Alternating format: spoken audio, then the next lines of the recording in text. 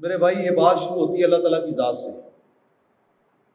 آج جو ہم نے گفتگو کرنی ہے اس کی ابتدا ہم اللہ تعالیٰ کی ذات سے کریں گے کہ اللہ کریم کو کوئی ضرورت نہیں تھی آدم کی اور شیطان کی یہ سارے معاملات اسے بیان کرنے کی، ان کو یہ سارے کام اللہ تو خوب جانتا ہے کہ میرا فرما بردار کون ہے اور نافرمان کون ہے، لیکن ابتدا اللہ نے اپنی ذات سے فرمائی اور قیامت تک لوگوں کو یہ بات سمجھا دی۔ ایک ہوتا ہے عدل اور ایک ہوتا ہے فضل۔ عدل اللہ کا عدل بھی ہے اور اللہ کا فضل بھی ہے۔ اللہ کا عدل بھی کمال کا ہے، اللہ کا فضل بھی کمال کا ہے۔ وہ چھوٹی سی بات ہے، ہم مسلمان سارے کے سارے اللہ کے فضل سے جنت میں جائیں گے۔ یہ ہمارا عقیدہ، ایمان اور ہمارا جو ساری زندگی کا نچوڑ ہے سرکار دو عالم کی تعلیمات کا یہی ہے کہ جس نے سرکار کو مان لیا، اللہ کو مان لیا، اللہ اور اس کے رسول کو مان لیا، وہ جتنا بھی گناہ گار ہوگا ایک نہ ایک دن جنت میں ضرور جائے گا۔ اور اس کے برعکس کافر چاہے جتنے بھی نیکی کے کام کر لے، جتنے بھی خدمت خلق کے کام کر لے، جتنے بھی بھلائی کے کام کر لے، وہ جہنم میں ہی جائیں گے، وہ جنت میں جا ہی نہیں سکتے۔ تو اب بات بڑی غور طلب ہے کہ ہم سارے گناہ کر کے بھی جنت میں چلے جائیں اور کافر بڑے بڑی نیکیاں کرنے کے بعد بھی جہنم میں چلے جائیں، تو یہ کیا ہے؟ یہ اللہ کا عدل بھی ہے، اللہ کا فضل بھی ہے۔ ہم جنت میں جائیں گے تو ہمارے پلے کچھ ہے نہیں ہے، نہ ہمارے پاس کوئی اور چیز ہے، ہم محض اللہ کے فضل سے جائیں گے، جس سے اللہ نے اپنے فضل سے ہمیں اپنے نبی کا امتی بنا دیا۔ اس نبی کے امتی ہونے کے صدقے سے ہم اللہ کے فضل سے جنت میں جائیں گے۔ جتنے بھی گناہ ہم سے ہو جائیں، ہاں اللہ ہمیں کفر اور شرک سے محفوظ رکھے، گناہ جتنے بھی ہو جائیں گے اس کے بارے میں آقا دو جہان نے خود فرمایا کہ میری شفاعت میری امت کے بڑے بڑے گناہ گاروں کے لیے ہے۔ تو یہ محض اللہ کا فضل ہوگا کہ مسلمان جنت میں جائیں گے اور کافر جہنم میں جائیں گے، یہ اللہ کا عدل ہے۔ اللہ کہتا میں کسی پر بھی ایک رتی برابر ظلم نہیں کرتا، یہ اللہ کا عدل ہے۔ عدل کیوں ہے؟ بھئی آپ اور میں اور آپ چاہتے ہیں کہ جس کے ساتھ ہم نیکی کریں، جس کے اوپر ہم احسان کریں، وہ ہمارا احسان مند رہے۔ کسی کے ساتھ ہم تھوڑی سی نیکی کریں تو ہم چاہتے ہیں کہ ہمارا احسان مند رہے۔ اگر وہ بندہ جس کے ساتھ ہم نیکی کرتے ہیں وہ ہماری نیکی کو نیکی نہ جانے بلکہ الٹا ہمارے اوپر ہمارے مقابل کسی اور کو کھڑا کر دے اور اس کی حمایت میں چلا جائے، تو ہم کیا کہیں گے؟ یہ بندہ احسان فراموش ہے۔ تو ایک بندہ جس سے جو زمین اللہ کی جو ہے اللہ کی زمین کے اوپر زندگی گزارتا ہے، اللہ کے آسمان کے نیچے زندگی گزارتا ہے، اللہ کی ہوائیں، اللہ کا عرش، اللہ کا فرش، اللہ کی فضائیں، اللہ کی کہکشائیں، اللہ کا رزق، ہر چیز اللہ کی کھاتا ہے اور پھر اللہ کے ساتھ شرک کرتا ہے، کبھی سورج کو، کبھی چاند کو، کبھی بت کو اللہ کے برابر کھڑا کر دیتا ہے، اور اللہ رب العزت کی نعمتوں کا انکار کر دیتا ہے۔ تو یہ اللہ کا عدل ہے کہ جس بندے نے اللہ کی ساری چیزوں کی نافرمانی کی ہے، ناقدری کی ہے، اللہ کا انکار کیا، اللہ اسے اپنے عدل کے ساتھ جہنم میں پھینکے گا۔ مالک کو کسی کی عبادت اور ریاضت، کسی کی خدمت خلق سے کوئی غرض نہیں ہے، یاد رکھیں۔ اللہ کے خزانے لامحدود ہیں اور اللہ کی عبادت کرنے کے لیے فرشتے بھی بہت زیادہ ہیں۔ اللہ رب العزت نے جو قاعدہ اور قانون ہمیں سمجھایا اور بتایا ہے، پہلے پارے کے اندر ہی اس کا قصہ بیان فرمایا، آدم علیہ السلام کا اور ابلیس کا، کہ جب اللہ پاک نے کہا فرشتوں سے وَقُلْنَا لِلْمَلَائِكَةِ اسْجُدُوا لِآدَمَ فَسَجَدُوا، تو اللہ نے فرمایا کہ فرشتوں سے کہ آدم کو سجدہ کرو، تو سب نے سجدہ کیا الا ابلیس، سوائے ابلیس کے۔ ابلیس نے سجدہ نہیں کیا، باقی سب نے سجدہ کر دیا۔ اب ابلیس نے سجدہ کیوں نہ کیا؟ اللہ نے پھر ابلیس سے پوچھا، اے ابلیس، میں نے تمہیں حکم دیا کہ آدم کو سجدہ کرو، تم نے سجدہ کیوں نہیں کیا؟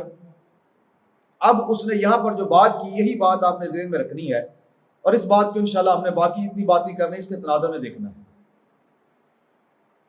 اب اللہ رب العزت سمجھا رہا ہے، بتا رہا ہے ہمیں کہ آدم علیہ السلام بظاہر اس وقت پیدا کیے گئے، اس وقت بنائے گئے، تخلیق کیے گئے، اور تخلیق کرنے کے بعد ان کے اندر جب اللہ نے روح پھونکی تو سارے فرشتوں سے کہا اسے سجدہ کریں۔ اب اگر عبادت و ریاضت دیکھی جائے، محنت مشقت دیکھی جائے، تو کس کی زیادہ ہے؟ فرشتوں کی۔ اور ابلیس کون تھا؟ یہ جنوں میں سے تھا۔ اس کی عبادت اور ریاضت، اس کے بارے میں تفاسیر میں آتا ہے کہ اگر اس کے سجدوں کو پوری زمین پر پھیلا دیا جائے تو 1 انچ کے برابر جگہ نہیں بچتی جہاں اس کا سجدہ نہ ہو۔ یعنی اتنے سجدے کیے ہیں اس نے، اتنی عبادت زمین پر اس نے کی ہے۔ پہلے جن، انسانوں سے پہلے جن آباد تھے نا زمین کے اوپر، تو اس وقت یہ جنوں کا سردار تھا، یہ ان کے اندر متقی، نیک اور پرہیزگار بندہ تھا، بڑی عبادت اللہ کی کرتا تھا۔ اتنی عبادت اس نے کی ہے، اتنے سجدے کیے ہیں کہ تفاسیر کے اندر آتا ہے اگر اس کے سجدوں کو زمین پر پھیلا دیا جائے تو 1 انچ کے برابر بھی جگہ نہیں بچتی جہاں سجدہ نہ ہو۔ اب عبادت و ریاضت اس کی زیادہ ہے۔ پھر اللہ نے اس کو زمین سے اٹھا کر پہلے آسمان پر، پھر پہلے آسمان سے دوسرے پر، پھر تیسرے پر، چوتھے پر، 7 کے 7 آسمانوں سے اوپر اللہ لے گیا اس کو عبادت کے ذریعے سے۔ وہ عبادت کرتا رہا، کثرت کرتا رہا، سجدے کرتا رہا، اللہ کی بندگی کرتا رہا، تو اس کے مقام بلند ہوتے رہے، یہاں تک کہ وہ فرشتوں کا استاد بن گیا، معلم الملائکہ اس کا جو ہے وہ بن گیا، لقب وہ مل گیا اس کو، یہ فرشتوں کا استاد، فرشتوں کو پڑھاتا ہے۔ اب اس بندے کی آپ علم کی معراج دیکھ سکتے ہیں کہ کتنا علم اس کو دیا اللہ نے، جو فرشتوں کو پڑھاتا ہے، سکھاتا ہے۔ تو یہ بندہ اپنی عبادت و ریاضت اور محنت کی وجہ سے اس مقام تک پہنچ گیا۔ اب جب اللہ رب العزت نے فرشتوں کو، اور 7 فرشتوں کے اندر یہ رہتا تھا، یعنی فرشتوں کا استاد تھا، تو فرشتوں کے اندر اس کا بھی شمار ہوتا تھا۔ تو جب اللہ نے سجدے کا حکم دیا تو سب نے سجدہ کر دیا، یہ اکڑ گیا، یہ اس نے سجدہ نہیں کیا۔ اب اللہ پاک نے ڈائریکٹ اس کے اوپر کوئی چارج شیٹ نہیں لگائی، کوئی ابھی اس کو نہیں، کسی کھاتے میں ابھی نہیں ڈالا۔ پوچھا کہ تو نے آدم کو سجدہ کیوں نہیں کیا جبکہ میں نے یہ حکم دیا تھا؟ تو اس نے آگے سے پھر دلیل دی، جو دلیل آج ہمارے بہت سارے لوگ دیتے ہیں اور بھول جاتے ہیں کہ اللہ کا فضل اور چیز ہوتی ہے، عدل اور چیز ہوتی ہے۔ اس نے دلیل دی کہ میں آگ سے پیدا کیا گیا ہوں، خلقتنی من نار اور وخلقتہ من طین، اس کو تو نے مٹی سے بنایا ہے اور مجھے تم نے آگ سے بنایا، آگ مٹی سے بہتر ہوتی ہے، انا خیر منہ، میں اس سے بہتر ہوں۔ لہذا یعنی اللہ پہ اعتراض کر رہا تھا کہ اگر تو نے خلافت دینی ہی تھی تو مجھے دیتا، کیونکہ میں نے تیری عبادت بھی زیادہ کی، تیری بندگی بھی زیادہ کی، اور میرا جو مادہ ہے وہ بھی اس سے اصل ہے، میرا مادہ بھی اس سے افضل ہے، میں آگ سے بنا ہوں۔ اب یہ دلیل کس کو دے رہا ہے؟ اللہ کریم کو، جو اس کا بھی خالق ہے، فرشتوں کا بھی خالق ہے، آدم علیہ السلام کا بھی خالق ہے۔ یعنی جس کو ہم کہتے ہیں کہ ہم جب ہمارا بیٹا ہمیں کوئی بات کہتا ہے کہ تو میں نے بہت سیاح ہے، تو میرے وچوں جم کے مینوں دلیلاں دین دے ہیں، ہم برداشت نہیں کرتے ہمارا بیٹا ہم سے آگے وہ بات کرے، حالانکہ ہو سکتا ہے بیٹا ہم سے زیادہ ذہین ہو، یہ ممکن ہے، انسان انسانوں سے آگے بڑھ سکتے ہیں، ہر چیز ایک دوسرے سے سبقت لے سکتی ہے، لیکن اللہ کریم کی ذات سے کوئی سبقت نہیں لے جا سکتا۔ تو وہ شیطان جو تھا وہاں پر اب دلیل دے رہا ہے، اور اللہ رب العزت کی بات کے اوپر اپنی بات کو مسلط کر کے کہہ رہا ہے کہ تو نے اسے مٹی سے بنایا اور مجھے تم نے بنایا آگ سے، لہذا میں اس سے بہتر ہوں۔ یعنی کہنے کا مقصد اس کا یہ تھا کہ اگر تو نے خلافت سے نوازنا تھا، خلافت کا تاج پہنانا تھا، تو مجھے پہنانا تھا۔ ابا واستکبرا، اس نے تکبر کیا اور انکار کیا، وکان من الکافرین، اور کافروں میں سے ہو گیا۔ اب جب اس نے یہ دلیل دی تو تب کافر ہو گیا، تب اللہ کی بارگاہ سے اسے دھتکار دیا گیا۔ اب اگر اس پیمانے کو رکھا جائے، عقل کے پیمانے پہ تولا جائے، تو شیطان کی بات بھی ٹھیک تھی، شیطان کا موقف بھی ٹھیک تھا، شیطان کی دلیل بھی ٹھیک تھی، لیکن بات وہی آ جاتی ہے کہ جہاں اللہ کا فضل آ جائے وہاں نہ کسی کا علم چلتا ہے، نہ کسی کا زہد و تقویٰ چلتا ہے، نہ کسی کا تجربہ کام آتا ہے، نہ کسی کی محنت اور ریاضت کام آتی ہے۔ سیم اسی طرح جس طرح مسلمان سارے گناہ کر کے جنت میں جائے گا اور کافر کروڑوں نیکیاں کر کے جہنم میں جائے گا، اب یہاں عقلی دلیل بھی یہی ہے کہ جو بندہ جتنا جرم کرے اسے اتنی سزا ملنی چاہیے، اور جو جتنی نیکی کرے اسے جزا ملنی چاہیے۔ تو تو اللہ پاک نے فرمایا کہ جو دنیا کے اندر میں نے کافروں کے اوپر یہ بے شمار نعمتیں اپنی نچھاور کی ہیں نا جی، یہ میرا عدل ہے کہ وہ جتنی نیکیاں کرتے جاتے ہیں ان کا صلہ دنیا میں دیتا جاتا ہوں، اس لیے کافر دنیا کے اندر خوشحال ہیں۔ اور میں دنیا سجن المومن و جنت الکافر، دنیا مومن کے لیے قید خانہ ہوگا اور کافر کے لیے جنت ہوگی، اور جنت ہمیشہ اس چیز کا نام ہے، اس ٹھکانے کا نام ہے جو من چاہی چیز ہوگی۔ تو یہاں پر کافر جو چاہتا ہے اسے ملتا ہے، جس طرح کی زندگی گزارنا چاہتا ہے وہ گزارتا ہے، کوئی پابندی اس کے اوپر نہیں ہے، اس کے اوپر حرام حلال کی پابندی نہیں ہے، اس کے اوپر پاکی پلیتی کی پابندی نہیں ہے، عبادت و ریاضت کا مکلف اسے نہیں کیا گیا، ساری چیزوں سے وہ آزاد ہے، وہ جنت میں پھر رہا ہے، اس دنیا اس کی جنت ہے۔ اور مومن دنیا میں قید خانے کے اندر ہے، اسے پیشاب بھی کرنا ہے تو اسے پھر بھی اجازت کے ساتھ کرنا ہے، اس نے کھانا بھی کھانا ہے تو اجازت کے ساتھ کھانا ہے، اس نے سونا بھی ہے تو اجازت کے ساتھ سونا ہے، نہ اس کا سونا اپنا، نہ اس کا جاگنا اپنا، نہ اس کا جو ہے وہ ضروریات زندگی جو ہے استعمال کرنی اپنی۔ کافر جس عورت کے ساتھ چاہے اپنی خواہش پوری کر سکتا ہے، لیکن ہمارے لیے کچھ رشتے محرم ہیں اور کچھ رشتے نامحرم ہیں، ہم نے محرم کی طرف نہیں جا سکتے، ہم جتنی بھی خوبصورت ہو، جتنی بھی ہمارے دل کو اچھی لگتی ہو، لیکن اگر ہماری محرم ہے تو ہم ان کے ساتھ اپنا رشتہ نہیں جوڑ سکتے، وہ رشتہ جو میاں بیوی کا ایک دوسرے کے ساتھ ایک دوسرے کی ضرورت کو پورے کرنے والا ہوتا ہے، اس کے لیے ہمیں نامحرم چاہیے، اور کافر کے لیے یہ پابندی نہیں ہے۔ تو کافر کی زندگی من چاہیے، تو جس طرح یہاں پر اللہ کے فہر فضل سے مسلمان جنت میں جائیں گے، اور کوئی ایسی بات نہیں ہے کہ مسلمان جو ہے وہ اللہ کا یہاں پر باغ سنوار رہے ہیں، اللہ تعالیٰ کی یہاں پر بڑی جو ہے فرما برداری کر رہے ہیں، بڑا جناب انہوں نے اپنے شب و روز جو ہے وہ اللہ کی بندگی میں لگائے ہوئے ہیں، نہیں، ایسی کوئی بات نہیں ہے۔ مسلمانوں نے آج سارے گناہوں کے ریکارڈ توڑ دیے، پہلے جو قومیں ایک ایک دو گناہ کرتی تھی، آج مسلمان وہ سارے گناہوں سے آگے چلا گیا ہے، لیکن پھر بھی قیامت والے دن جنت میں کیوں جائے گا؟ محض اللہ کا فضل ہوگا، اور فضل اللہ کا کیا ہے کہ اللہ نے ہمیں اپنا محبوب عطا کر دیا، اس محبوب کی غلامی کا صدقہ ہم انشاءاللہ جنت میں جائیں گے۔ اور کافر چاہے دنیا جہان کی نیکی کر لے، وہ ساری کی ساری ہوا میں اڑا دی جائیں گی، اور کافر جو ہے قیامت والے خالی ہوگا، اللہ اپنے عدل سے اسے جہنم میں پھینک دے گا، ٹھیک ہے۔ اسی طرح آدم علیہ السلام کا اور شیطان کا جو قصہ سنا دیا اللہ نے، کہ اس بات کو نظر میں رکھنا کہ جس پر میں اپنا فضل کر دوں، جسے میں اپنے فضل سے نواز دوں، اس کو مانتے ہوئے کبھی اس کی اصلیت نہ دیکھنا، اس کا ظاہر نہ دیکھنا، اس کے ظاہر کی طرف تمہاری نظر نہ جائے، محض اس کے جو اللہ کا اس پہ فضل ہے اس پہ تو نظر جانی چاہیے کہ اللہ کے اس پہ فضل ہو گیا ہے، اور جس پہ اللہ کا فضل ہو جائے ساری دنیا کی نعمت اس فضل کا مقابلہ نہیں کر سکتی، ساری دنیا کا علم اس فضل کا مقابلہ نہیں کر سکتا، ساری دنیا کا تجربہ طاقت اس فضل کا مقابلہ نہیں کر سکتی۔ بہت سارے واقعات ہمیں تاریخ کے اندر ملتے ہیں، قرآن و حدیث میں ملتے ہیں، نہ اللہ کے غضب کا کوئی مقابلہ کر سکتا ہے، نہ اللہ کے فضل کا کوئی مقابلہ کر سکتا ہے۔ اللہ اپنا غضب نازل کرنا چاہے تو 1 2 3 انچ کی چڑیا ہوتی ہے، چڑیا اس سے منو ٹنوں کے حساب سے آتی ہے، اس کو تباہ و برباد کرا دے۔ چڑیا کے چونچ میں ایک چھوٹا سا کینکر، ایک چھوٹا سا شملے شرہ جیسے ہوتا ہے نا، اس طرح کے ان کی چونچ میں ہو اور پنجوں میں ہو، وہ پھینکے تو ہاتھی کے اوپر جو سوار اس کے سر میں لگے، پھر اس کے جسم نکل کر اونٹ کے جسم میں داخل ہو، اور اونٹ سے نکل کر وہ جناب نیچے اپنا ہاتھی سے نکل کر نیچے جائے، اور دونوں کا حال یہ کر دے جیسے کھایا ہوا بھوسا ہوتا ہے۔ یہ اللہ کا غضب ہے۔ تو جس طرح غضب کا مقابلہ نہیں کر سکتے، فضل کا مقابلہ بھی نہیں ہو سکتا۔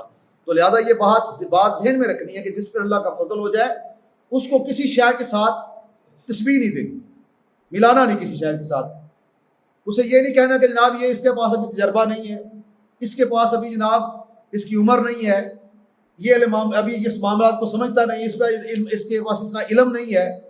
یاد رکھیں اللہ کا فضل جب جس پر ہوتا ہے نا، اسے ساری نعمتوں سے نواز دیا جاتا ہے، اور وہ نعمتیں ایسی ہوتی ہیں جیسے آپ سورج جو ہے نا طلوع ہے، اس کے سامنے آپ چراغ لے کر کھڑے ہو جائیں، ساری دنیا چراغ جلا کر اس کے سامنے کھڑے ہو جائے تو کیا سورج کے سامنے اس کی اوقات ہے بھائی؟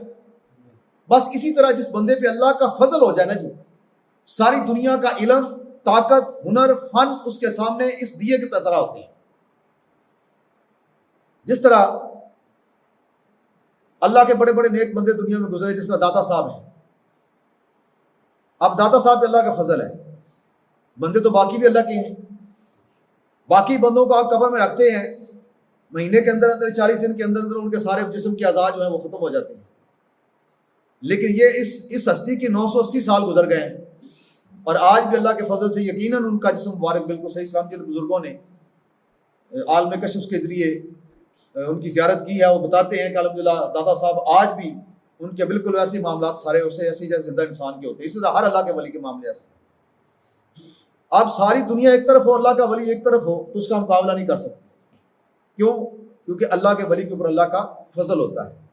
اس لیے جو دوسرے لوگ بدعقیدہ لوگ اعتراض کرتے ہیں ولی کی ہوتا ہے جی، ولی تو ساڈے ورگا ہوتا ہے، دیکھنے میں بظاہر وہ ہم جیسا ہی ہوتا ہے، لیکن چونکہ اس پہ اللہ کا فضل ہوتا ہے تو فضل کے مقابلے میں آپ ساری دنیا کا علم لیں، ساری دنیا کی عبادت ریاضت لے آئیں، وہ اس کا مقابلہ نہیں کر سکتے۔ یہ 2-3 مثالیں جو میں نے آپ کو دی ہیں یہ ذہن میں رکھتے جائیں۔ جس طرح مسلمان اور کافر کی مثال ہے، کافر آج دنیاوی لحاظ سے ہر طرح ہم سے آگے ہیں، ہم مسلمان ہو کر ہمارا ملک آج ایمانداری کے مقابلے میں 160ویں نمبر پر آیا ہے، اور جاپان چین پہلے نمبر پر آیا ہے۔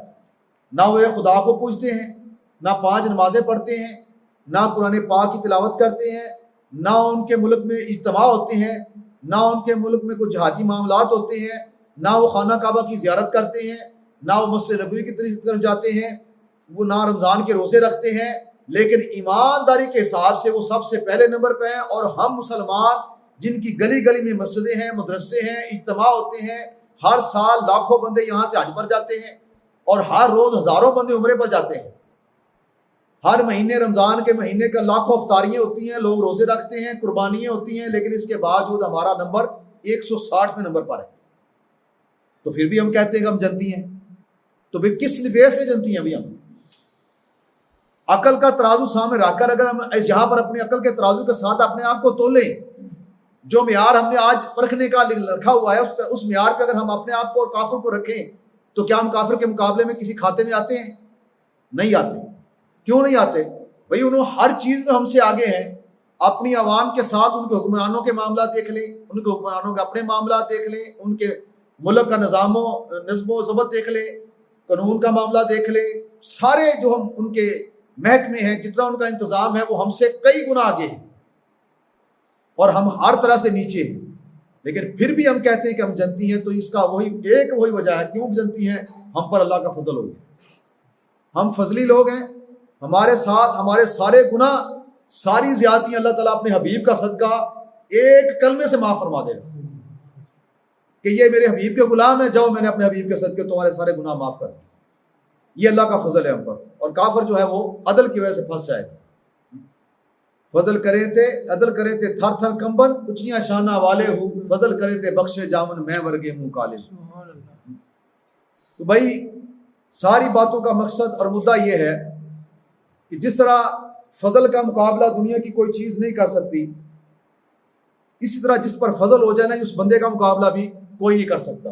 اس بندے کو کسی علم کی، کسی تجربے کی، کسی چیز کی ضرورت ہوتی نہیں ہے۔ ہاں یہ بات ہے کہ اللہ جس پہ اپنا فضل کرتا ہے نا جی، وہ ایسے نہیں کرتا، پہلے اس بندے کو اس قابل بناتا ہے، پہلے اس قابل بناتا ہے تو پھر فضل کرتا ہے۔ آپ اور میں سونے نبی کی امت میں پیدا ہوئے ہیں نا جی، تو یہ اللہ نے ہم پر فضل پہلے کیا، ہمیں اس قابل بنایا ہے، تو پھر نبی کی امت میں ہمیں داخل فرمایا ہے۔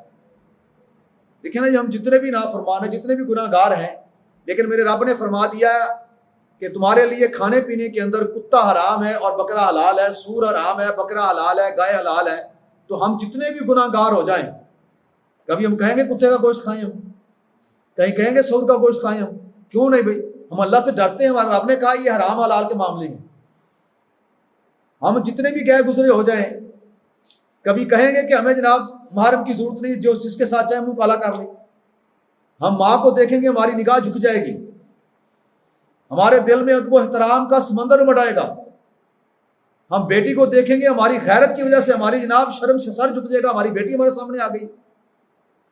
ہم گالی دیتے دیتے رک جاتے ہیں، ہماری بیٹی سامنے آ گئی ہے، بیٹی کیا کہے گی؟ تو یہ سارا فضل ہے اللہ کا ہم پر۔ ہم ڈرتے ہیں کہ ہمارے آقا علیہ الصلوۃ والسلام نے ان رشتوں کا تقدس ہمیں بتایا ہے، ان رشتوں کا ادب و احترام ہمیں بتایا ہے۔ ہم جتنے بھی گئے گزرے، جتنے بھی گناہ گار ہیں، لیکن ہم غدار نہیں ہیں، اللہ کی حدوں کو توڑنے والے نہیں ہیں، گناہ ہم سے ہوتے ہیں، ٹھیک ہے جی۔ اسی طرح میرا جو آج سارا مدعا ہے وہ معاملہ یہی ہے کہ میں چاہتا ہوں آپ لوگوں کو یہ پتہ چل جائے فضل کیا ہے اور عدل کیا ہے۔ جو ہمیشہ یہ فیصلہ کرنے میں ٹھوکر کھا جاتے ہیں، کیا کریں جی، کس کا ساتھ دیں جی، کس طرف جائیں گی، ادھر دیکھتے ہیں تو ادھر بھی جناب مولوی ہیں، پیر ہیں، بڑے بڑے جناب سمجھدار بڑے بڑے لوگ ہیں، ادھر دیکھتے ہیں تو ادھر بھی ہے، ہم کیا کریں، ہم کس طرف جائیں؟ ادھر جناب بڑی بڑی وہ فلاں گدی ہے، فلاں گدی ہے، فلاں بندہ ہے، فلاں بڑا جناب نمازی پرہیزی بندہ ہے۔ تو میں نے عرض کر دیا نمازیں، روزے، حج، زکوٰۃ ہم زیادہ کرتے ہیں، لیکن ایمانداری کے حساب سے ہم 160ویں نمبر پر ہیں۔ یہ معیار نہیں ہے کسی بندے کو پرکھنے کا، یاد رکھیں، یہ تو ہم پر فرض ہے۔ وہ نماز پڑھتا ہے تو اسے اپنے لیے پڑھتا ہے، 5 وقت کی نماز اللہ نے فرض کی ہے۔ اگر وہ روزے رکھتا ہے تو یہ اللہ نے فرض کیے ہیں، زکوٰۃ دیتا ہے، حج کرتا ہے تو یہ اللہ نے اس پہ واجب کیا ہے، یہ کسی پہ احسان نہیں کر رہا۔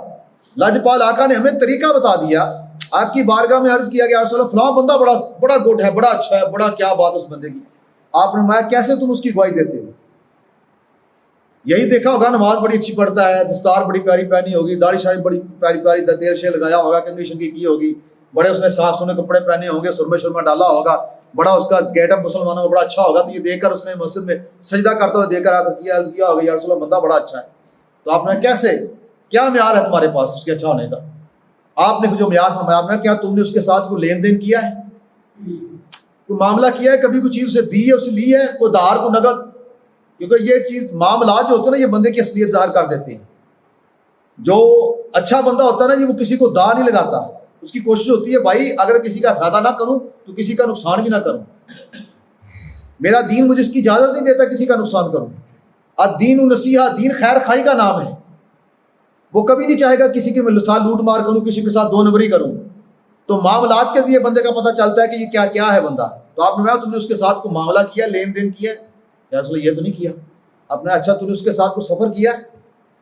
آپ لمبے سفر میں جائیں نا جی، تو رستے میں اب تو سفر بھی وی آئی پی ہوگا نا، چھوٹے چھوٹے سفر ہیں وہ اب تو الحمدللہ ہو، لیکن پھر بھی لمبا سفر ہو، یعنی آپ نے مدینہ شریف جانا ہو، مکہ شریف اللہ آپ کو لے جائے، وہ پھر 15-20 دن کا ٹور ہو جاتا ہے، تو وہاں پر آپ کے کچھ آپ ہم سفر ہوتے ہیں۔ تو ہم سفر آپ کے ساتھ چلتے ہیں تو کئی جگہ پہ کھانا بھی ہوتا ہے، پینا بھی ہوتا ہے، کئی جگہ پہ اور معاملات بھی ہوتے ہیں، تو وہاں بھی بندے کو اندازہ ہو جاتا ہے کہ یہ بندے کی نیچر کیسی ہے، یہ بندے کی طبیعت کیسی ہے، فطرت کیسی ہے۔ اگر بندہ ہمیشہ آپ کے اوپر بوجھ بن رہا ہے، ہمیشہ اس کی کوشش یہ ہے کہ یہ بندہ جناب یہ کھانا لائے مجھے بھی ساتھ کھلا دے، فلاں کام کرے تو پیسے یہی دے دے میں بچے رہوں، تو آپ سمجھ جائیں گے یہ بندہ جو نا جی یہ 2 نمبر ہی ہے۔ اور ہر جگہ بھاگ کر گئے بھائی میں دیتا ہوں پیسے، یا کرے بھائی جہاں بھی کھائیں گے ہم مل کر کہیں گے، یعنی کم از کم عدل والا معاملہ، انصاف والا معاملہ تو رکھیے نا، اگلے اوپر بوجھ تو نہ بنے نا۔ اگر تو اس کی کیفیت ایسی ہے نا جی تو پھر تو ٹھیک ہے، اور اگر وہ لوٹ مار کے چکر میں ہے تو آپ کو پتہ چل جائے گا، اس کی فطرت بتا دے گی یہ بندہ 2 نمبر، یہ صحیح نہیں ہے، جتنے مرضی اچھی نمازیں پڑھے، چاہے وہ کہتا ہو کہ میں ہر سال حج کرنے کے لیے عمرہ کرنے کے لیے آتا ہوں، یہ اس کا معیار نہیں ہے، یاد رکھیں یہ بالکل معیار نہیں ہے۔ معیار یہ ہے کہ آپ اس کے ہم سفر ہیں اور اس کی حرکات و سکنات آپ دیکھ رہے ہیں اور آپ کو پتہ چل رہا ہے یہ بندہ کیسا ہے۔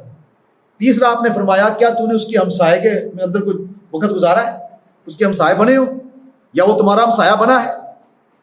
اب بندہ باہر اسٹیجوں کے اوپر، ہم جیسے بندے جا کے جب اسٹیجوں پہ بیٹھتے لوگ بڑی عزت کرتے سمجھتے بڑے پیر صاحب، بڑا فلاں صاحب، اور بڑا جناب اور وقت کرتے ہیں، وہاں پر ہم بھی جناب بن سور کے بیٹھ جاتے ہیں، وہاں پر اپنا آپ چھپا لیا جاتا ہے۔ بندے کا پتہ چلتا ہے اپنے گھر میں، اپنے محلے میں، اس کا محلے دار، اس کا ہمسایہ بتائے کہ جناب جیسے یہ باہر ہوتا ہے نا ویسے محلے میں بھی رہتا ہے، آج تک اس نے محلے میں کسی کے ساتھ زیادتی نہیں کی، کسی کا حق نہیں کھایا، کسی کے ساتھ اس نے گالی گلوچ نہیں کی، چھوٹی چھوٹی باتوں پہ جناب جھگڑا نہیں کرتا، کبھی اس کے گھر میں خوشی ہو تو ہمیں بھی ساتھ شامل کرتا ہے، کبھی اس کے گھر میں کوئی ایسی چیز آ جائے جو ہمارے پاس نہ ہو تو ہمیں بھی یہاں پوچھتا ہے، ہمارے پاس تنگی کے دن آئے تو ہماری غمی اور خوشی میں شامل ہوتا ہے، وہ ہمسایہ بتاتا ہے آپ کو۔ اور سرکار کا یہ حکم بھی ہے کہ قیامت وہاں تمہارے ہمسائے کی گواہی کی وجہ سے تمہارا سارا معاملہ ہونا ہے۔ اگر ہمسائے نے کہہ دیا میرا پڑوسی میرے ساتھ اچھا تھا تو تمہاری بچت ہو جائے گی، اگر ہمسائے نے کہہ دیا کہ نہیں یہ میرے ساتھ برا سلوک کرتا تو پکڑے جاؤ گے۔ تو آپ نے 3 چیزوں کا فرمایا کہ اگر کسی کو دیکھنا ہے نا کہ وہ بندہ کیسا ہے تو 3 طریقے ہیں، یا تو اس کے ساتھ معاملات کرو، یا اس کے ساتھ سفر کرو، یا اس کے ہمسائے بن جاؤ۔ یہ 3 طریقوں کے ساتھ آپ کو پتہ چل جائے گا بندہ اصل میں ہے کیا۔ تو اس لیے آپ لوگ یہ نہ دیکھا کریں کہ فلاں گدی والا فلاں کے ساتھ ہے تو فلاں گدی والا فلاں کے ساتھ ہے۔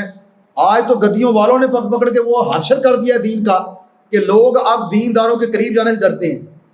اب لوگ پیروں سے اتنے متنفر ہو چکے ہیں کہ ایسے پیر ہوتے ہیں. یہ لوگ ہیں پیری و مریدی کرنے والے, یہ لوگ ہیں جنہوں نے ہماری اصلاح کرنی ہے, جن کے پیچھے ہم نے چلنا ہے. آج لوگ انہیں دیکھ دیکھ کر جو ہے اپنے ایمان کھو رہے ہیں. اس لیے ہمارا معیار کوئی گدی نہیں ہے, یاد رکھیں. ہمارا معیار کوئی بہت ساری نمازیں پڑھ کے متھے پہ براف ڈالنے والا بندہ نہیں ہے. وہ جو کچھ کر رہا ہے اس کا اپنا فعل ہے, اپنے لیے کر رہا ہے, اپنی آخرت کے لیے کر رہا ہے. ہمارے لیے معیار ہے کہ وہ بندہ قوم و ملت کے لیے, لوگوں کے لیے کتنا نفع والا ہے, لوگوں کے ساتھ اس سے معاملات کیسے ہیں, اس کے قول و فعل کے اندر کیا معاملہ ہے, اس کو دیکھنا ہم نے, پھر ہم نے کوئی فیصلہ کرنا ہے. ٹھیک ہے جی. تو آج بھی لوگوں کو جب کہا جاتا ہے بھائی حق کے ساتھ چلو, تو لوگ پہلے یہ فیصلہ نہیں کر پاتے کہ حق ہے کیا, اور جب حق نظر بھی آ جائے پھر چلنا بڑا مشکل ہے. پھر معاملات بڑے ہیں, پھر وہ لوگوں کی مثالیں دیتے ہیں فلاں فلاں فلاں فلاں. تو یاد رکھو فلاں فلاں کا ہم سے پوچھا نہیں جائے گا فلاں کیسے فلاں کیسے فلاں کیسے. آج ہمارے پاس جو ہماری تحریک کا معاملہ ہے, جس طرح لبیک والے آج کر رہے ہیں, الحمدللہ اللہ کا شکر ہے. آپ دیکھ لیں ہر میدان میں, ہر جگہ, ہر طریقے کے ساتھ وہ اپنے ملک کے لیے, سرکار کے دین کے لیے, اس عوام کے لیے وہ دن رات محنت کر رہے ہیں, قربانیاں دے رہے ہیں. کچھ نہ ہونے کے باوجود, نہ انہوں نے حکومت کی عہدہ ان کے پاس ہے, نہ کوئی ان کی ذمہ داری بھی نہیں ہے. ذمہ داری اس کی ہوتی ہے جس نے قوم کی کوئی چیز استعمال کی ہو, قوم کا کوئی عہدہ اس کے پاس ہو, قوم و ملت کی کوئی چیز اس کے پاس امانت ہو. ان کے پاس ابھی کچھ بھی نہیں ہے سوائے مسلح کے, اور مسلح بھی 1000 دفعہ چھیننے کی کوشش کی گئی ہے. 1000 دفعہ چاہے کہ مسجدیں بند ہو جائیں, اسپیکر بند ہو جائیں, اذانیں بند ہو جائیں, بہت دفعہ اس چیز کو بھی چھیننے کی کوشش کی گئی ہے. لیکن الحمدللہ ان لوگوں کی محنت کوشش کی وجہ سے اللہ کا شکر ہے ابھی تک وہ یہود و نصارہ اس کے ایجنٹ اس میں کامیاب نہیں ہو سکے. بہت سارے لوگوں کا یہ مسئلہ ہوتا ہے جناب ہم کیسے فیصلہ کریں کہ جناب یہ جماعت حق پر ہے, یہ لوگ صحیح ہیں. تو بھائی بڑا سیمپل سا فائدہ, بڑی سادی سی بات ہے, بڑی آسان بات ہے. ایک تو امام مالک کا قول ہے, میں نے پہلے بھی آپ کو بتایا ہے کہ حق پر کسی کو دیکھنا چاہتے ہو تو آپ نے فرمایا تھا ہمارے حق پر ہونے کے فیصلے ہمارے جنازے کریں گے.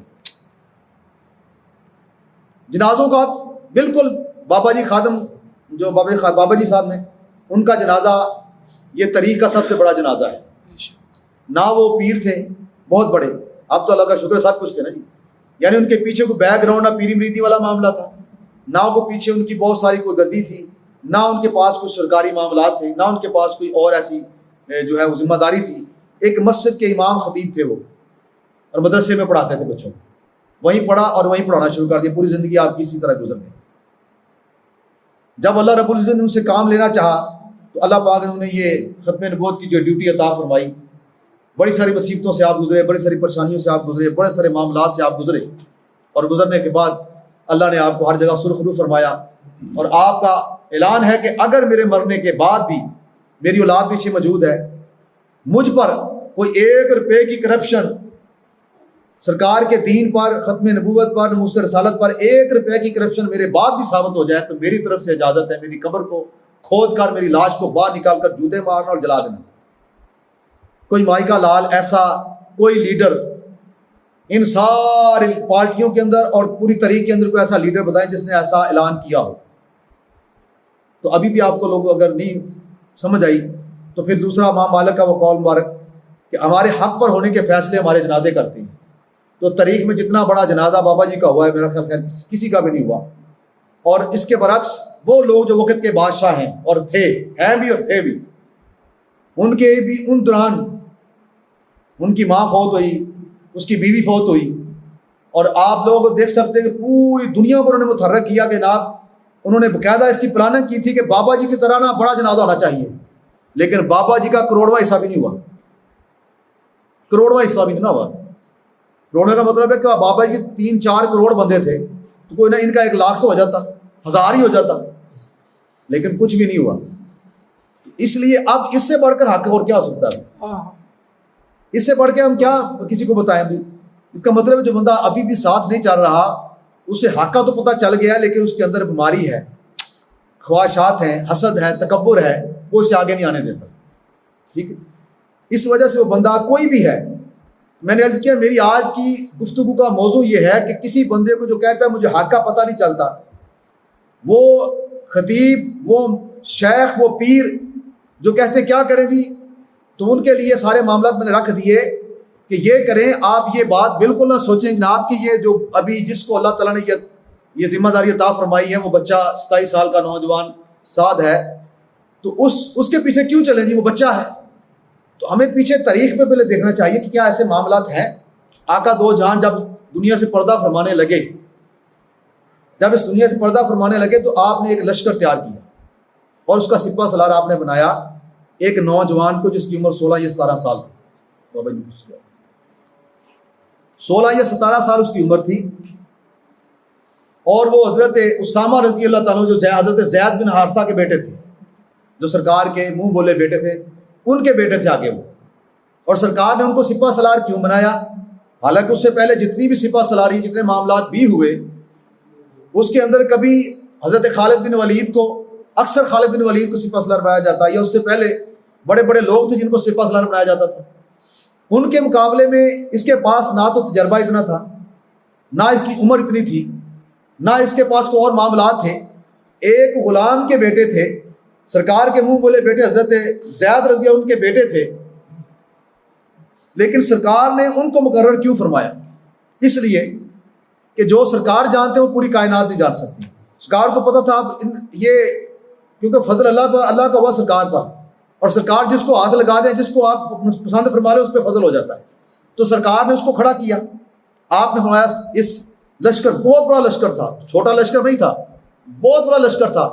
اس لشکر کے اندر اس سپہ سالار کی اتباع کے اندر حضرت بکر صدیق بھی تھے، حضرت عمر فاروق بھی تھے، خالد بن ولید جیسا جید سپہ سالار بھی تھا جس نے کسی جنگ میں شکست کھائی نہیں تھی، جس کو سیف اللہ کا لقب دیا گیا تھا۔ اس سے بڑھ کر وہ بات ہو سکتی ہے کہ ایک طرف سیف اللہ والا جس کو اللہ کی تلوار کہا جائے وہ ہو، اور ایک طرف بچہ کھڑا کر دیا جائے۔ یہ سرکار نے کیوں کیا؟ اس لیے کہ سرکار جانتے تھے کہ قیامت تک میری امت کے اندر ایسے نوجوان آئیں گے جن کے اندر اللہ کا فضل ہوگا، جن پہ اللہ تعالیٰ کی عطا ہوگی، اور باقی لوگ اس پر اعتراض کریں گے تو میں پہلے اپنی سنت، اپنا طریقہ بتا جاؤں کہ علم و فن، تجربہ، تحقیق، معاملات اپنی جگہ، لیکن فضل کا مقابلہ پوری دنیا نہیں کر سکتی۔ تو حضرت اسامہ بن زید رضی اللہ تعالیٰ کو جب سپہ سالار بنایا گیا تو سرکار جو ہے اس وقت تو سارے صحابہ رہے خاموش کہ جو اب لاجپال آقا نے کھڑا کیا تو ہم کیا کہہ سکتے ہیں، سارے اس کی اقتداء میں چل پڑے۔ وہ لشکر ابھی تھوڑا سا باہر گیا تھا اور اس کے فوری بعد سرکار کا وصال ہو گیا، تو خبر پہنچی کہ سرکار کا وصال، لشکر وہیں سے واپس لوٹ آیا کہ سرکار کا وصال ہو گیا، سرکار کے پاس وقت گزارتے ہیں۔ سرکار کا جب وصال مبارک ہو گیا، آپ کی تدفین مبارک ہو گئی، تو اس کے بعد دوبارہ ابوبکر صدیق کو جب خلیفہ بنایا گیا تو آپ نے پھر اسی طرح لشکر کو تیار کیا اور اسی نوجوان کو پھر سپہ سالار بنا دیا۔ اب لوگوں کے اندر جو بات تھی نا جی، وہ انہوں نے باہر نکال لی۔ سرکار سے تو نہیں کہہ سکتے تھے، سرکار کی بات پہ اعتراض کرنا تو سیدھا کفر تھا، وہ تو با اسلام سے نکل جاتے۔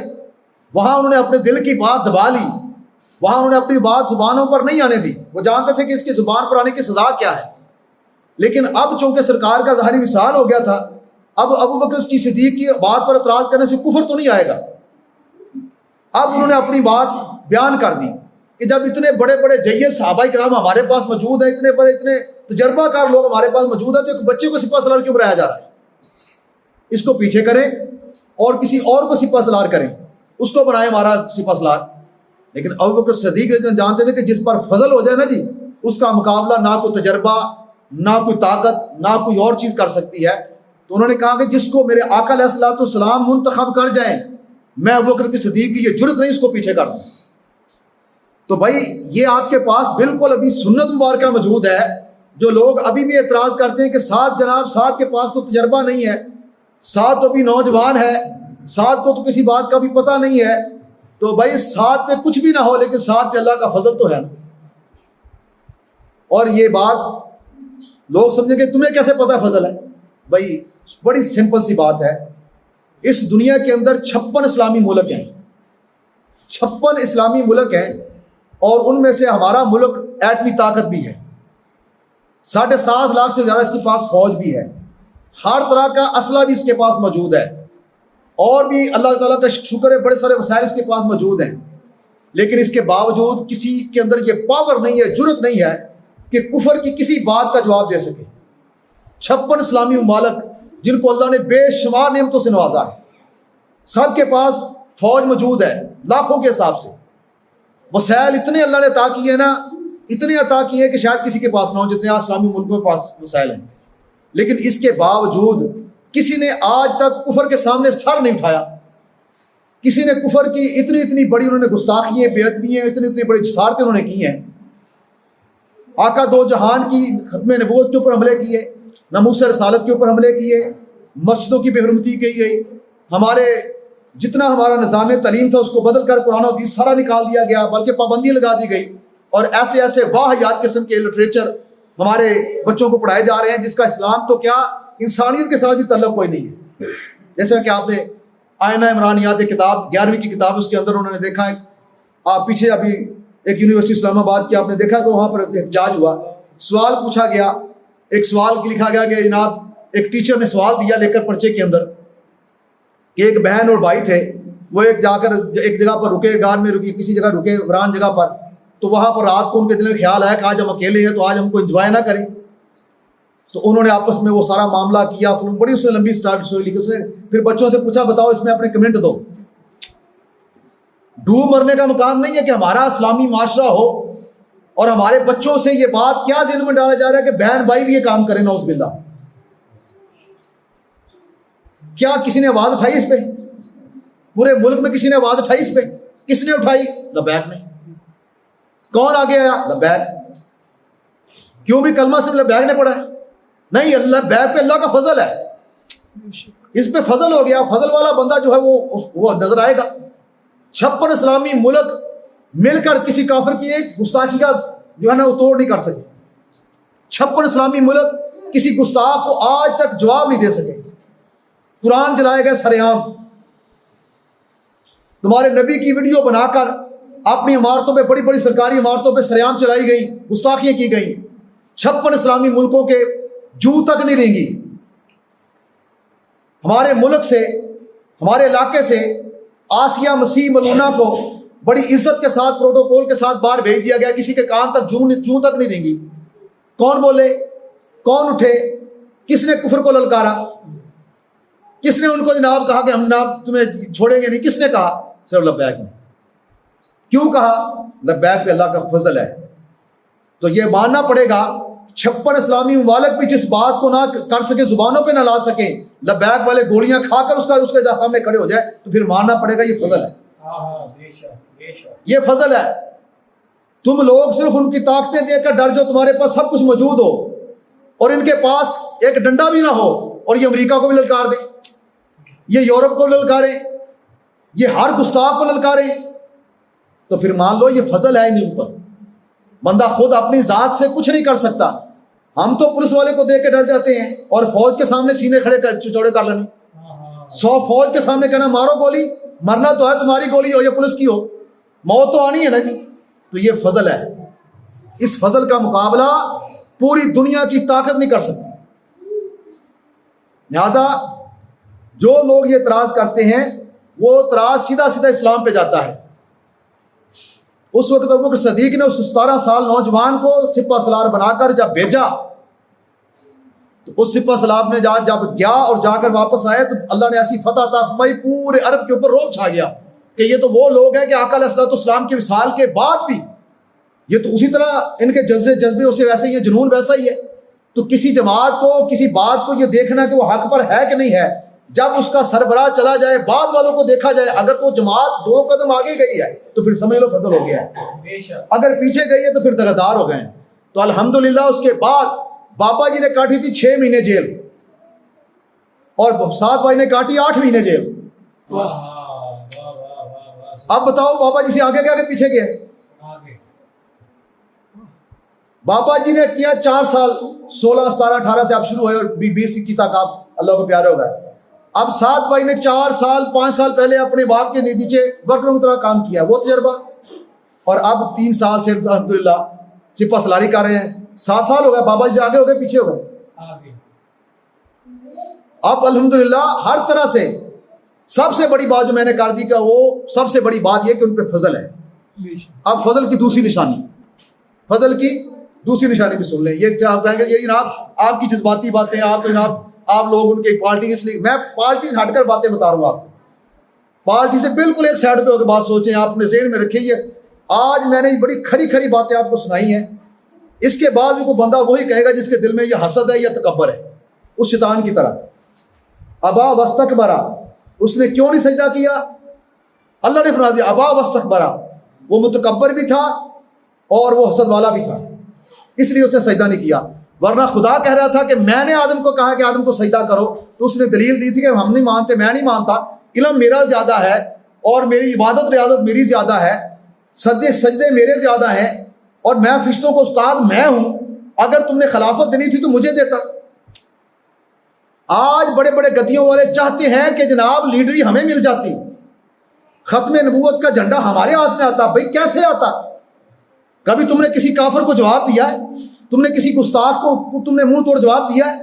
گستاخوں سے تم جفیاں ڈالتے ہو, بے ادبوں کے ساتھ تم مل کر الیکشن لڑتے ہو, ان کی پارٹیوں کو لے کر ساتھ ووٹ مانگتے ہو. تم پر فضل کیسے ہو سکتا تھا؟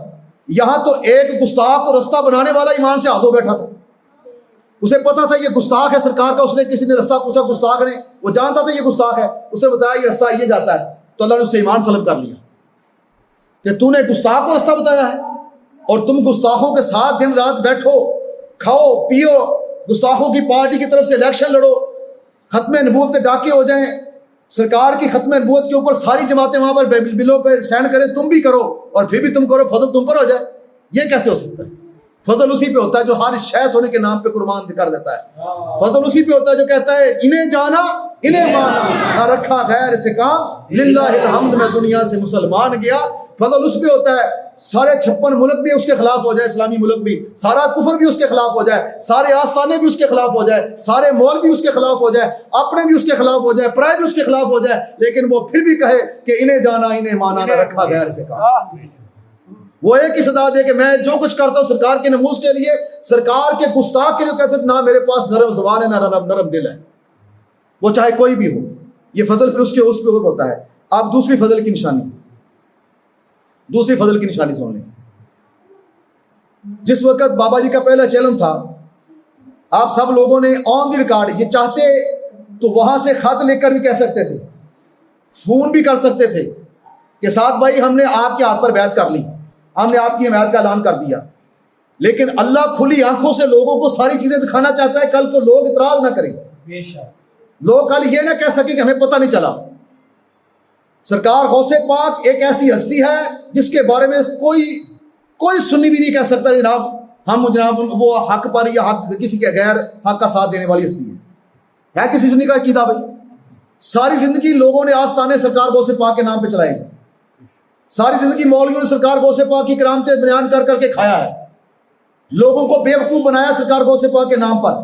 آج بھی 11ویں پکتی ہیں اور مہینے کی روٹی چلتی ہے مولویوں کی سرکار غوث پاک کی 11ویں کی وجہ سے, مولویوں کے چولہے جاتے ہیں سرکار غوث پاک کی کرامتوں کی وجہ سے, اور دوسرا خطیبوں کے نعت و نعت خواہوں کے جو نا گھر چلتے ہیں اعلیٰ حضرت کے شعروں کی وجہ سے, اعلیٰ حضرت کی نعتوں کی وجہ سے.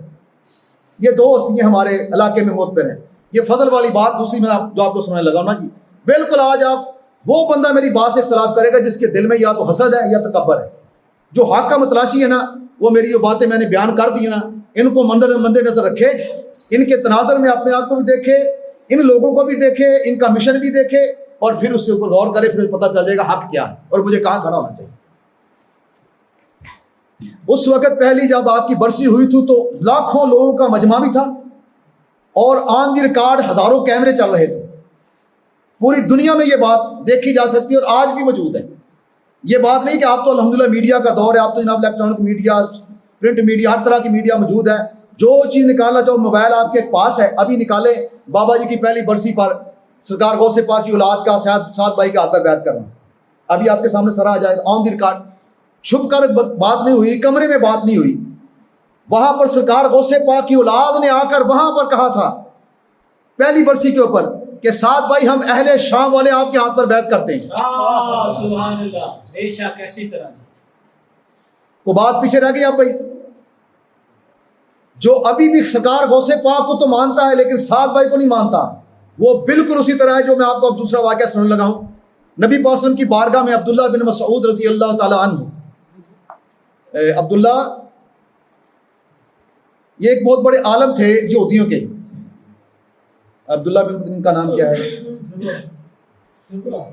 وہ تو منافق تھے، عبداللہ بن سلام. عبداللہ بن سلام رضی اللہ تعالیٰ عنہ یہ یہودیوں کے بہت چوٹی کے عالم تھے، بہت چوٹی کے عالم. یہ سرکار کی بارگاہ میں آئے مناظرہ کرنے کے لیے. سائیوں نے کہا، جناب یہودیوں نے کہا جائیں جی آپ اتنے بڑے اہل کتاب میں، آپ کے بڑا اتنا علم ہے، جائیں جا کے ان کو ذرا مقام مناظرہ کریں. آپ سوالات تیار کر کے آئے سرکار کی بارگاہ میں مناظرہ کرنے کے لیے. جب آمنا سامنا ہوا، سرکار کی نظر ان پر پڑی نا جی، تو حول دنیا بدل گئی. ایک سوال ہی پوچھا، کہا حضور یہ چہرہ جھوٹے کر ہاتھ آگے کریں، میں بیعت کرنا چاہتا ہوں، مسلمان ہونا چاہتا ہوں. کلمہ پڑھا، مسلمان ہو گئے. اب میری بات ذرا سامنے رکھنا، میں ایک ایک بات کھول کے بیان کر رہا ہوں. یہ بات میری بڑی دور تک انشاءاللہ جا رہی ہے، جائے گی بھی. میں آج ساری بات لوگوں کی تمام جو حجتیں وہ ختم کرنا چاہتا ہوں، جو لوگ کہتے ہیں کہ ہمیں پتہ نہیں چلتا. عبداللہ بن سلام رضی اللہ تعالیٰ نے اسلام قبول کر لیا. ابھی آپ ان کی بارگاہ، سرکار کی بارگاہ میں ہی تھے، یہودیوں کی ایک جماعت آ گئی. یہودیوں کی ایک جماعت آپ کی بارگاہ میں حاضر ہو گئی. جب آئی تو عبداللہ بن سلام کو پتہ چلا نا یہودی آ رہے. انہوں نے کہا حضور ان یہودیوں نے جب مجھے ایسے دیکھ لیا نا تو یہ بھر جائیں گے، یہ بڑے نافرمان اور بڑی غیر گزری قوم ہے، آپ مجھے سائڈ پہ کر دیں، پھر ان سے بات کریں اور میرے بارے میں ان سے پوچھیں. سرکار نے انہوں اندر بھیج دیا، کمرے بھیج دیا. اور جب یہودیوں کی جماعت آئی، ان سے بات شروع ہوئی نا تو انہوں نے کہا جی ہم نہیں مانتے آپ کو نبی، آپ سچے نبی نہیں ہیں. آپ نے فرمایا اپنی کتابیں اٹھا کر دیکھ لو، آپ نے بڑی ساری نے باتیں بتائیں، دلیلیں دی، سارا کچھ کیا، لیکن جی ہم نہیں مانتے آپ سچے نبی نہیں ہیں.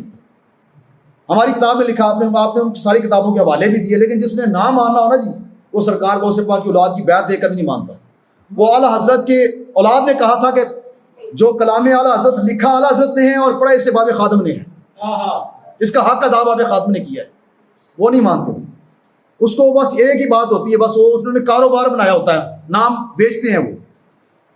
جب وہ یہودیوں کی جماعت آئی تو آپ نے بڑا اس کے ساتھ مختلف پہلوؤں کے ساتھ بات کیوں نہیں مانے، تو آپ نے میں اچھا یہ بتاؤ تمہارا سب سے بڑا عالم کون ہے؟ انہوں نے کہا یہ عبداللہ بن سلام. آپ نے اگر وہ مجھے مان جائے تو پھر، انہوں نے کہا یہ کیوں ہو سکتا ہے وہ مان جائے؟ ہو ہی نہیں سکتا. میں اگر مان جائے تو پھر نہیں جی وہ نہیں مان سکتا، وہ مانے ہو ہی نہیں سکتا. تو آپ نے پوچھا وہ آدمی کیا سمجھتا ہے؟ وہ بڑا کرے ٹھیک ٹھاک عالم ہے، عالم ابن عالم ہے، کریم ابن کریم ہے، وہ شریف ابن شریف ہے، ساری طریقوں نے بیان کر دی. وہ بڑا ہی اچھا بندہ ہے، اس جیسا بندہ دنیا میں ہے ہی کوئی نہیں، اس جیسا عالم ہمارے یہودیوں میں کوئی نہیں ہے. وہ اخلاقاً بھی بڑا اچھا ہے، کردار بھی بڑا اچھا ہے، علم بھی بڑا اچھا ہے اس کے پاس ہے، بڑا اعلیٰ قسم کا، بڑا اس نے انہوں نے تعریفیں کی. آپ نے اگر وہ مجھے مان جائے، مجھ پر ایمان لے تو پھر انہوں نے کہا یہ کیسے ہو سکتا ہے؟ زمین و آسمان جو ہے اجڑ سکتے ہیں، قیامت آ کے ٹل سکتی ہے، عبداللہ بن سلام آپ کو مان لے، یہ نہیں ہو سکتا. آپ نے فرمایا اگر مجھے مان لے تو کیا کرو گے؟ انہوں نے کہا جی ہم نہیں مانتے، وہ مان ہی نہیں سکتا. آپ نے کہا یار فرض کرو میں مان لے تو پھر، انہوں نے کہا جی مان لے تو پھر ٹھیک ہے. آپ نے عبداللہ بن سلام کو بلاؤ ادھر سے. عبداللہ بن سلام آیا، آپ نے ہاں عبداللہ بن سلام بناؤ. آپ نے اشہد ان لا الہ الا اللہ اشہد ان محمد رسول اللہ، میں گواہی دیتا ہوں کہ آپ اللہ کے سچے رسول ہیں، آپ اللہ کے بندے ہیں، اللہ کے رسول ہیں، میں گواہی دیتا ہوں. انہوں نے پھر اسی قدموں پہ کھڑے ہو کر کہا نہیں ساجد، غوث پاک کی اولاد نے بیعت تو کر لی ہے، اعلیٰ حضرت کی اولاد تو کہتی ہے کہ بابا خادم حسین حق پہ ہے، لیکن ہم نہیں مانیں گے. نا نا نا نا نا نہیں ہمیں نہیں مانتے، یہ ساتھ ٹھیک نہیں ہے، اس کو تجربہ نہیں ہے، اسے پتہ نہیں ہے، بابا جی تو ٹھیک تھے، یہ ٹھیک نہیں ہے. تو یہ بالکل سیم وہی یہودیوں والی بات آ گئی. ساری چیزیں دیکھنے کے بعد اب انہوں نے کیا کہا؟ ہاں نہیں یہ تو بندہ بہت ذلیل ہے، اس کا باپ بھی ذلیل تھا، یہ کمینہ ہے، اس کا باپ بھی کمینہ تھا، اسے تو علم ہے، اس کے پاس علم نام کی شائی کوئی نہیں ہے، اسے کیا پتا کیا کرنا، یہ بالکل بیکار بندہ ہے، یہ ہم سے انہوں نے جناب ساری زمانے کی گالیاں دینی شروع کر دی. جناب جن مولویوں پیروں کی آپ سنتے ہیں نا، وہ مولوی اور پیر اسی کی اولاد ہیں، وہ اسی کے طریقے پر ہیں، ان کے مفادات ہیں ان کے ساتھ جڑے ہوئے ہیں، ان پارٹیوں کے ساتھ، ان کے آستانے ان کے ساتھ چلتے ہیں، ان کے حرام حلال سارے معاملات. آپ نے کتنی دفعہ دیکھا جناب، کتنے وہ بڑے بڑے گدیوں والے کے معاملے آپ آڈیو آپ کو مل جائیں گے، کروڑوں روپے لیتے ہوئے پکڑے گئے، کروڑوں روپے کی ان کی کرپشن آپ کے سامنے آ رہی ہے.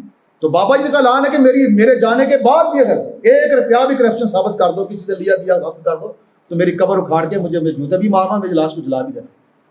کہے کوئی پیر، کوئی گدی رشین ایسا کہے؟ نہیں کہہ سکتا، انہیں پتہ ہے ہمارے تو 100 ریکارڈ ان کے پاس ہے. تو بالکل یہ میرے معاملہ میرے بھائی، میں نے آپ کے سامنے یہ فضل ہے اللہ تعالیٰ کا اس کے ساتھ کے اوپر، ورنہ غوث پاک کی اولاد کبھی آپ کے پاس نہ آتی. آج تک بڑے بڑے لوگ دنیا میں بڑی بڑی گدیاں پاکستان میں بیٹھی ہوئی ہیں، بڑے بڑے لوگ ہیں، تو غوث پاک کی اولاد نے آ کے ان کی بیعت کیوں نہیں کی؟ ساری دنیا تو ان کی بیعت کرتی ہے. انہوں نے آخر کیوں کی؟ اس لیے وہ جانتے تھے کہ اس دفعہ اللہ پاک نے اس ہستی کو چنا ہے، اللہ اللہ اللہ اللہ اللہ کا فضل اس بندے پر ہوا ہے۔ اور میں نے پہلے بتا دیا فضل کے مقابلے میں ساری دنیا کی طاقتیں ایک طرف ہو جائیں، ساری دنیا کا تجربہ ایک طرف ہو جائے، ساری دنیا کی طاقت ایک طرف ہو جائے تو فضل کا مقابلہ نہیں کر سکتے۔ یہ بات میں نے آپ کو بتا دی۔ چھوٹی سی مثال اب اس کے لیے کہ اللہ تعالیٰ کے فضل اور باقی معاملات کا مقابلہ کیسے ہو سکتا ہے۔ ہمیں زمینوں کے زمین آپ لوگ بڑی بات جیسے جلدی سمجھیں کہ زمینوں کو پانی دینا ہو تو ٹیوب ویل چلاتے ہیں، کتنے گھنٹے میں قلعہ خراب ہوتا ہے؟ جلدی بھی ہو تو بتا سکتا ہے زمیندار؟ 3 گھنٹے کم از کم، زیادہ بھی لے جاتے ہیں، کبھی 4 گھنٹے بھی لگ جاتے ہیں، 5 6 گھنٹے بھی لگ جاتے ہیں 1 کلے کو پانی دینے کے لیے۔ آپ ہر قلعے کے اندر جو نا وہ ٹیوب ویل لگا دیں، 3 4 5 گھنٹے پانی دینے کے لیے لگا، ہر قلعے میں پانی ٹیوب ویل لگا دیں، سارے ٹیوب ویل چلا دیں۔ یہ ممکن نہیں ہے، یہ انسانوں کے پاس کی بات نہیں کہ ہر قلعے میں ٹیوب ویل لگ جائے، یہ ہو ہی نہیں سکتا۔ اللہ چاہے تو کر سکتا ہے، لیکن آپ 3 4 گھنٹے ٹیوب ویل چلانے کے بعد بھی ساری زمینیں جو ہے نا آپ کی سراب چلو ہو بھی جائے لیکن وہ صرف زمینوں تک ہی رہے گا۔ لیکن اگر اللہ اپنا فضل کر دے تو، اللہ بارش کر دے تو، فضل کر دے آدھا گھنٹہ 15 منٹ، صرف 15 منٹ اللہ فضل والی بارش ڈال دے تو دنیا کی ہر چیز جو ہے اسے پانی مل جاتا ہے۔ اگر گھنٹہ کر دے تو پانی سنبھالا نہیں جاتا۔ وہ ادھر پوری دنیا نے مل کر ٹیوب ویل لگا دیے، ہر قلعے میں ٹیوب ویل لگا دیے، لیکن پھر بھی 3 4 گھنٹے میں وہ زمینیں خراب ہو رہی ہیں بڑی مشکل سے۔ اور جہاں اللہ فضل کرتا ہے تو جناب وہ جو اتنا حشرات الارض ان کے وہ بلوں میں پانی چلا جاتا ہے، وہاں تک پانی پہنچ جاتا ہے۔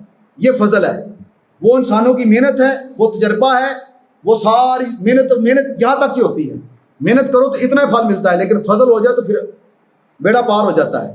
تو اس لیے اس وقت جو فضل ہے نا اللہ تعالیٰ نے کیا وہ سعد بھائی پہ کیا ہے۔ اللہ تعالیٰ نے جو ان سے کام وہ لے رہا ہے نا جی، پوری دنیا بھی مل کے اس کے سامنے کھڑی ہو جائے نا، اس کا کچھ نہیں بگاڑ سکتی۔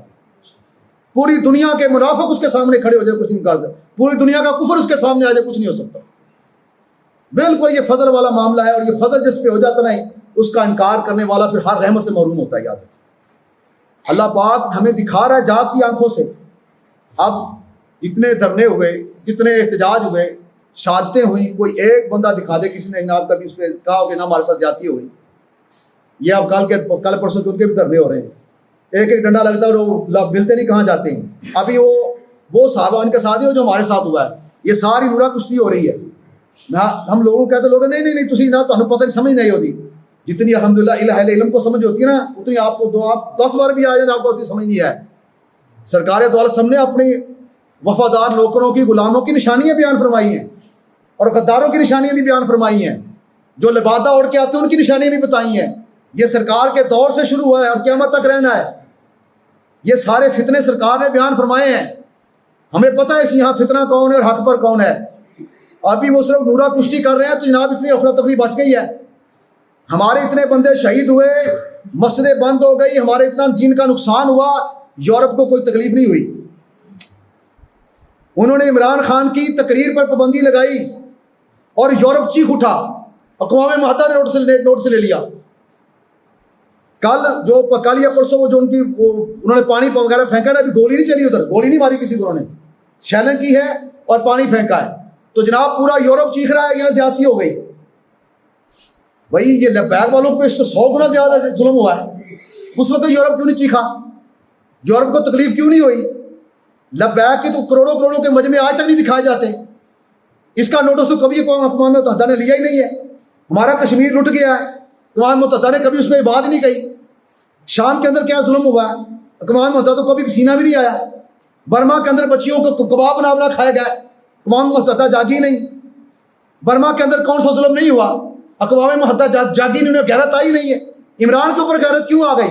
اس لیے کہ ہمارا عمران ان کا ایجنٹ ہے، ان کے مشن کو لے کر آیا ہوا ہے، وہ مشن کی رکاوٹ بن رہی۔ جس دن عمران کو اصل پکڑا گیا نا جی، پھر دیکھنا بنتا کیا ہے۔ اور یہ یاد رکھنا، یہ جب تک یہ ساری جماعتیں نا یہ ایسے کھیل کھیلیں گے، جس دن انشاءاللہ لبیک آئے گی نا، یہاں 36 جماعتوں کے ایک بندہ بھی آپ کو نظر نہیں آئے گا۔ لبیک لبیک لبیک یا رسول اللہ، لبیک لبیک لبیک یا رسول اللہ، لبیک لبیک لبیک یا رسول اللہ۔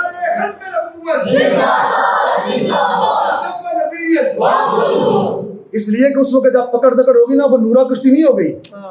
وہ اس کو چھوڑا تو اس کو پکڑا, اس کو لے گئے تو اس کو لے گیا, عدالت نے اس کو بری کر دیا, اس کو اس کا نوٹس دیا, پھر وہ سیدھا سیدھا اس کو پکڑا جائے گا اور اس کو کہا جائے گا عوام کا پیسہ ادھر رکھ اور باہر جا, ورنہ ساری زندگی یہاں بیٹھے گا اور لتر روز پڑیں گے, اسے پتہ پڑیں گے. اب جناب جا کے بیڈ نہیں ملیں گے وہاں پر جیل میں, اب وہاں اے سی نہیں چلیں گے, وہاں کھانے گھر سے نہیں آئیں گے, وہاں لتر آئیں گے. پھر وہ جناب ایک بندہ بھی 36 جماعتوں میں نہیں رہے گا ادھر. دیکھ لینا آپ جس دن انشاءاللہ جس دن لبیک والے آ گئے نا جی, ان کو بھاگنے کو جگہ نہیں ملے گی. اللہ کے فضل و کرم سے نورا کشتی نہیں ہوگی, پھر حق والی بات ہوگی, پھر غریبوں کی بات ہوگی, اس عوام کی بات ہوگی, اور جتنے اس ملک کے وسائل انہوں نے ہڑپ کیے نا وہ ان کے پیٹوں سے نکالے جائیں گے انشاءاللہ. وقت آنے والا ہے, قریب آنے والا ہے, کیونکہ جب اللہ کسی پہ فضل کرتا ہے نا جی تو پھر وہ فضل جب ہوتا ہے تو پھر اس کا انعام بھی ملتا ہے. اب انشاءاللہ ان قریب لبیک والوں نے بھرپور قربانیاں دے دی ہیں, اب انشاءاللہ پھل کا وقت قریب ہے اور آنے والا ہے. اب کیسے آئے گا یہ جواب اللہ ہی دے گا, کیونکہ یہ جیسے آتا نا جی یہ کوئی بھی نہیں جان سکتا.